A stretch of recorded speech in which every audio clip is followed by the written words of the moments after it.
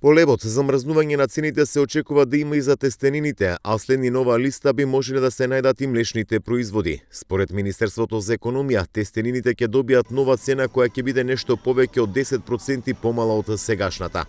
Најавата дојде од министерот за економија Крешник Бектеши на негово гостување во емисија на телевизија 24. Според него во текот на оваа недела ќе се донесе одлука за замрзнување на цените на други прехранбени производи. Се правеле анализи од страна на Министерството за економија во делот на увозни цени, се разговара со здруженијата во рамките на коморите и се земаат податоци од Државниот пазарен инспекторат. Најверојатно до крајот на неделата ќе има одлука за замрзнување на цените на тестенините, односно за макарони и шпагети, рече министерот Бектеши.